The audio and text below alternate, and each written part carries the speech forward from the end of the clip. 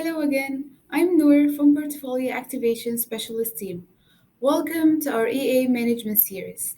In this video, we will learn how to access the Help tab, which is the Licensing and Provisioning Guide. The Help tab can be found in the EA workspace. So how can we access that? First of all, you should open Cisco Software Central website.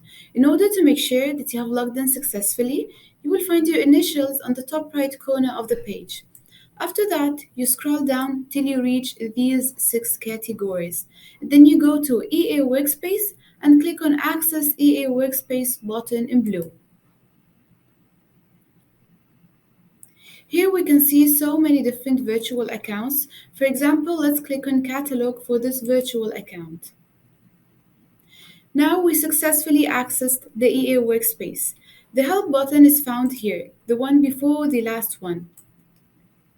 Here you can see so many useful resources and PDFs for you and your team. For example, for each technology, we have a different PDF file with a step-by-step guide on how to generate the licenses, like for security, DNA, data center, collaboration, and SPNA. Thank you for watching, and if you have any questions, do not hesitate to reach out.